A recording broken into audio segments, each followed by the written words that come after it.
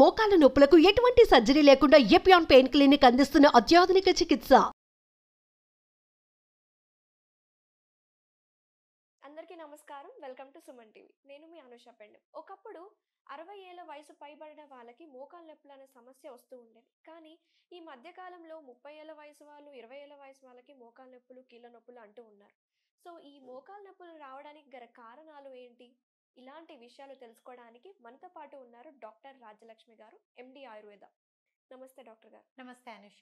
Doctor గారు, మాకు మోకాళ్ళ నొప్పులు ఉన్నాయి, మెట్లు ఎక్కలేకపోతున్నాము, బాగా కరకర సౌండ్ వస్తుంది అని చెప్తూ ఉంటారు కదా. ఈ కీళ్ళ నొప్పులు రావడానికి గల కారణాలు ఏముంటాయి? సో కీళ్ళ నొప్పులు రావడానికి అనుష మనకి ముఖ్యంగా తీసుకుంటే మన లైఫ్ స్టైల్ అనమాట.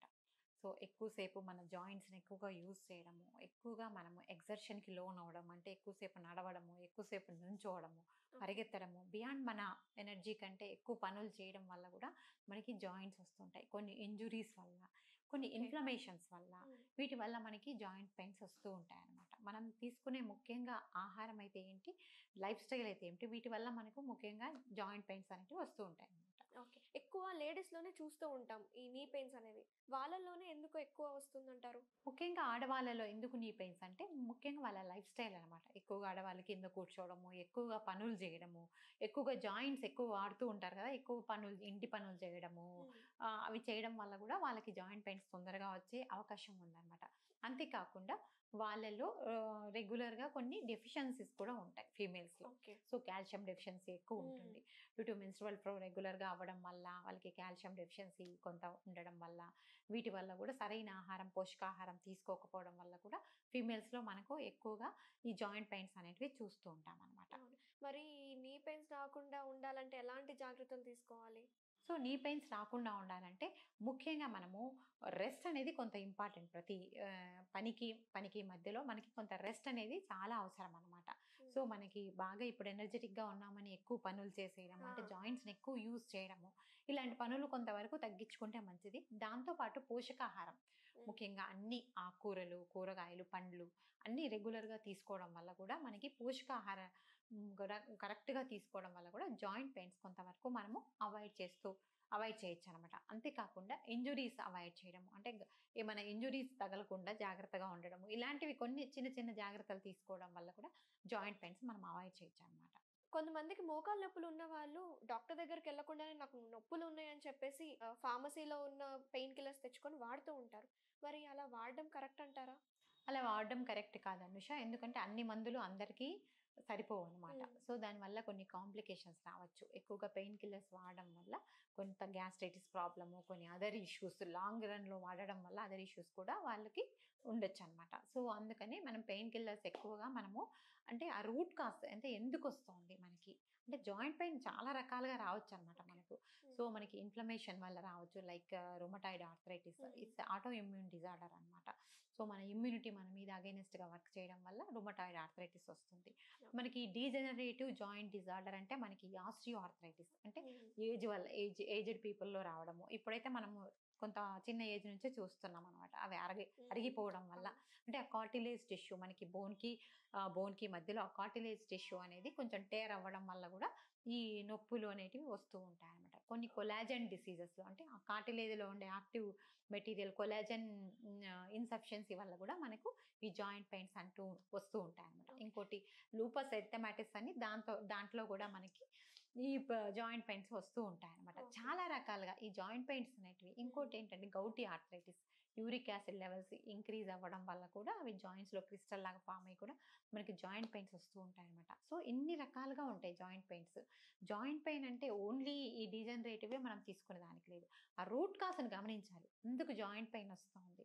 సో ఆ సిమ్టమాటిక్ ట్రీట్మెంట్ ఉంటుంది. ఒకదానికి ఉండే ట్రీట్మెంట్ ఇంకో దానికి పనిచేయదు అనమాట. ప్రతి ఆర్థరైటిస్కి ఒక స్పెసిఫిక్ ట్రీట్మెంట్ ఉంటుంది ఆయుర్వేదంలో. డాక్టర్ గారు, మరి ఆయుర్వేదంలో తగిన చికిత్స ఏముంది నీ పెయిన్స్కి?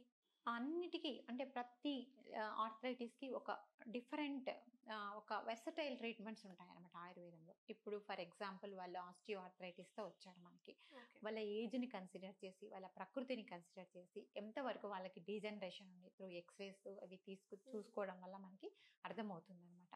దాని ప్రకారం వాళ్ళకి బ్రహ్మణ చికిత్స అంటే ఆ బోన్ టిష్యూ రీజనరేట్ అయ్యడానికి కొన్ని మెడికేషన్స్, ఆ పెయిన్ అండ్ స్టిఫ్నెస్ ఉంటుందన్నమాట. మెయిన్గా ఈ మూమెంట్స్ అనేటివి రెస్ట్రిక్ట్ అవుతాయి, వాటికి సంబంధించిన మెడిసిన్స్. ముఖ్యంగా ఈ జాయింట్ పెయిన్స్ అనేది వాత రిలేట్తో ఉంటాయన్నమాట. వాతాతృతే నాస్తి రుజ అంటారు. అంటే ఎక్కడ వాతం ఉంటుందో అక్కడ పెయిన్ కంపల్సరీ ఉంటుందన్నమాట. ఏ ఆర్థరైటిస్ అయినా వాతంతో ముడిపడి ఉంటుంది కాబట్టి, సో ఇది ఆయుర్వేదిక్ కాన్సెప్ట్. ఆ వాతానికి చికిత్సలు ఉంటాయి ముందు. అంటే అక్కడ వేసే ఆ బ్రహ్మణకరమైన ఆయిల్స్ అయితే ఏంటి, ఎక్స్టర్నల్గా అప్లై చేసే జాయింట్కి కొన్ని లేపాలు, అంటే కొన్ని మెడికేటెడ్ హెర్బ్స్ పేస్ట్ అయితే అప్లై చేయడం అయితే ఏంటి, ఇలాంటివి మనకి ఆస్టియో ఆర్థరైటిస్లో ఉంటాయన్నమాట. అంటే దానికి సంబంధించిన డైట్ ఇవ్వడం అయితే. So coming to rheumatoid arthritis, ఆమవాతం అంటాం ఆయుర్వేదంలో. దీంట్లో ముఖ్యంగా ఆమానికి చికిత్స. అంటే ఆమం అనేది ఇక్కడ మెయిన్ కల్ప్రిట్ అనమాట. ఈ ఆమం అనేది జాయింట్స్లో లోడ్ అయ్యి మనకి ఈ ఆమవాతం అనే దాన్ని కాజ్ చేస్తుంది అనమాట. సో దీంట్లో మనము మెయిన్గా ఇన్ఫ్లమేటరీ మార్కర్స్ ఎంత ఉన్నాయో కూడా మనం బ్లడ్ పారామీటర్స్లో C reactive protein, ESR, RA factor లాంటివి తీసుకొని దాని ప్రకారం అవి ఎంత ఉన్నాయి, ఇక్కడ ఆయుర్వేద కాన్సెప్ట్లో మనకి వాళ్ళ లక్షణాలు ఏమున్నాయి, వాపు ఉందా, ఎలా ఉన్నాయి, స్మాలర్ జాయింట్స్ ముఖ్యంగా ఎఫెక్ట్ అవుతాయి, దాన్ని బట్టి కూడా మనం చికిత్సలు చేస్తూ ఉంటాం అన్నమాట. ఓకే. చాలా మంది అంటూ ఉంటారు కదా, ఇప్పుడు ఉప్పు తినడం వల్ల, దుంపలు తినడం వల్ల మాకు కీళ్ళ నొప్పులు వస్తున్నాయి, నడవలేకపోతున్నామని. ఇది నిజమేనా డాక్టర్ గారు? సో ఉప్పు తినడం వల్ల కీళ్ళ నొప్పులు అయితే జనరల్గా రావు. సో ఉప్పు ఏంటంటే మనకి బాడీలో వాటర్ రీటెన్షన్ పెంచుతుంది, అంటే వాటర్ సరిగ్గా ఫ్లష్ అవ్వకుండా చేస్తుంది. సో ఎక్సెసివ్ వాటర్ అనేది మన బాడీలో పేరుకోవడం వల్ల ఏంటంటే మనకు కొంత వెయిట్ అనేది పెరుగుతాం ఎక్కువ ఉప్పు తీసుకోవడం. ఓకే. సో మనకి మోకాళ్ళు అనేటివి, ముఖ్యంగా జాయింట్ పెయిన్స్ అంటే మనం మోకాళ్ళ నొప్పుల కిందనే కన్సిడర్ చేస్తాం. మనకి వెయిట్ బేరింగ్ జాయింట్స్ అంటారు మనం, నీ జాయింట్స్. సో దీనివల్ల ఏంటంటే ఎక్కువ వెయిట్ ఉండడం వల్ల మోకాళ్ళ మీద బరువు పడి కొంత నొప్పి రావచ్చు, కానీ ఉప్పు వల్లనే జాయింట్ పెయిన్స్ వచ్చాయి అనేది తప్పు అనమాట. మరి బంగాళదుంపలు, ఇవి దుంపలు తింటే కూడా వస్తాయి అంటారు కదా. సో ముఖ్యంగా మనం కూడా ఆయుర్వేదంలో కూడా ఈ వాత సంబంధ డిసీజెస్లో ట్యూబర్స్ అనేటివి అవాయిడ్ చేస్తాం అనమాట. ముఖ్యంగా బంగాళదుంపలు లాంటివి, అంటే అండర్ గ్రౌండ్ పెరిగేటివన్నీ ట్యూబర్స్ని అవాయిడ్ చేస్తూ ఉంటాము.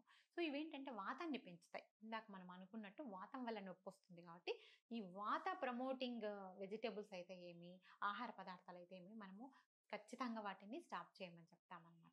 నీ పెయిన్స్ ఉన్న వాళ్ళు ఎలాంటి ఆహారం తీసుకుంటే బాగుంటుంది? సో నీ పెయిన్స్ ఉన్న వాళ్ళు అన్ని ఆహారాలు, అంటే ముఖ్యంగా హెల్దీ డైట్స్ వాళ్ళు తీసుకోవచ్చు అనమాట. పల్సెస్, సిరియల్స్ అన్ని రకాలు వాళ్ళు తీసుకోవచ్చు, అన్ని ధాన్యాలు తీసుకోవచ్చు. ముఖ్యంగా తీసుకోకూడని ధాన్యంలో ఈ బ్లాక్ గ్రామ్ ఒకటి అవాయిడ్ చేస్తే మంచిది అనమాట. అంటే మన ఉద్దిపప్పు, మినప్పప్పు అంటాం కదా, ఇది కొంతవరకు అవాయిడ్ చేస్తే మంచిది. ఇది కొంత ఆమా ప్రొడ్యూసింగ్ ఇది ఉంటుంది కాబట్టి దీనికి టాక్సిక్ మెటీరియల్ ఫామ్ అవుతుంది కాబట్టి ఈ బ్లాక్ గ్రామ్ అనేది మనము కొంతవరకు అవాయిడ్ చేయమని చెప్తామన్నమాట. వీళ్ళకు పచ్చ పెసలు, నువ్వులు, శుంఠి ఇవన్నీ చాలా మంచి ఆహార పదార్థాలు అనమాట. సో ఇలాంటివన్నీ వాళ్ళ డైట్లో ఇంక్లూడ్ చేసుకోవచ్చు. ఇంకొక ముఖ్యమైన ఆహార పదార్థం ఏంటంటే మనం రెగ్యులర్గా యూజ్ చేసే మన కిచెన్లో దొరికే స్పైస్ అదేంటంటే మన పసుపు అనమాట. సో పసుపు వచ్చి బెస్ట్ యాంటీ ఇన్ఫ్లమేటరీ అనమాట. అంటే మన ఈ బాడీలో జాయింట్లో ఉండే ఇన్ఫ్లమేషన్ తగ్గిస్తుంది. సేమ్ టైము పసుపులో ఉండే కర్క్యూమిన్ అనే పదార్థము మన పెయిన్ కిల్లింగ్, అంటే అనాల్జెసిక్ ప్రాపర్టీ ఉంటుందన్నమాట. మనకు నొప్పి అనేది తగ్గించే గుణం పసుపులో ఉంది. కాబట్టి ఎవరైనా సివియర్ పెయిన్స్తో ఇబ్బంది పడే వాళ్ళు యాజ్ ఏ హోమ్ రెమెడీ ఒక 150 ml లూక్వామ్ వాటర్లో ఒక 3 grams పసుపు కలుపుకొని తాగడం వల్ల రెగ్యులర్గా ఒక 1 week 10 daysలో వాళ్ళకి చాలా వరకు ఉపయుక్తంగా, అంటే నొప్పి నుంచి అండ్ ఆ ఇన్ఫ్లమేషన్ నుంచి రిలీఫ్ లభిస్తుంది అనమాట. అంతేకాకుండా పసుపును మనం ఎక్స్టర్నల్గా కూడా జాయింట్ మీద ఎక్కువ నొప్పి, వాపు ఉన్నప్పుడు ఎక్స్టర్నల్గా కూడా మనము పసుపు అప్లై చేయొచ్చు.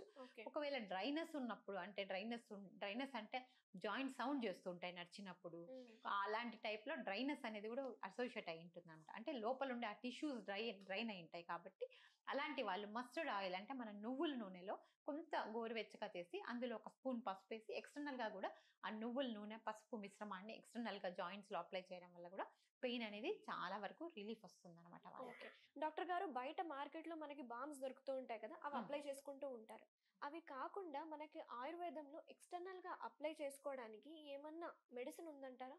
చాలా ఉన్నాయి అనుష. మనకి ఎక్స్టర్నల్గా అప్లై చేసే ఆయిల్స్ అయితే, ఎక్స్టర్నల్గా అప్లై చేసే లేపాలు, అంటే మనము ఆ పైన వేసే పేస్ట్లు చాలా రకాలుగా ఉంటాయన్నమాట. అవి చూసుకోవాలి మనం వాపు ఎక్కువ ఉన్నప్పుడు. అంటే కొన్ని డీజనరేటివ్ కండిషన్స్‌లో వాడే ఆయిల్స్ ఉంటాయి. ఓకే. రుమటాయిడ్ ఆర్థరైటిస్ టైప్‌లో వాడే ఆయిల్స్ ఉంటాయి. మనకి గౌటీ ఆర్థరైటిస్‌లో వాడేదానికి అంటే అన్నిటికి డిస్టింక్టివ్ ఆయిల్స్ ఉంటాయన్నమాట. ఓకే. డిసీజ్‌కి బట్టి ఉంటాయి. డిసీజ్‌ని బట్టి ఉంటాయన్నమాట. ఇంటర్నల్ మెడికేషన్‌తో పాటు మనం బాహ్యంగా కూడా రెగ్యులర్‌గా చేస్తూ ఉంటామన్నమాట. ఒకవేళ నొప్పి సివియర్‌గా ఉన్నప్పుడు కొన్ని పంచకర్మలు కూడా చేస్తూ ఉంటాం. అంటే ఓకే. లోకల్‌గా ఒక ఆయిల్ పూలింగ్ అంటే ఏ జాయింట్‌లో నొప్పి ఉంటుందో జానుబస్తి అని అక్కడ ఆ 2 జాయింట్స్‌లో ఒక ఆయిల్ పూలింగ్ ఏర్పాటు చేస్తామన్నమాట. అది 30-45 మినిట్స్ ఒక హ్మ్. కాన్స్టాంట్ టెంపరేచర్‌లో ఆయిల్ వేస్తూ ఉండడం వల్ల కూడా చాలా వరకు వాళ్ళకు రిలీఫ్ ఉండి స్టిఫ్‌నెస్ తగ్గి ఈజీ మూవ్‌మెంట్స్ ఉంటాయన్నమాట జాయింట్స్. ఓకే. చూసారు కదండీ! నీ పెయిన్స్ ఉన్న వాళ్ళు ఎలాంటి జాగ్రత్తలు తీసుకోవాలో, ఎలాంటి ఆహారం తీసుకోవాలో డాక్టర్ గారు చక్కగా వివరించారు. తిరిగి మళ్ళీ నెక్స్ట్ వీడియోలో కలుద్దాం.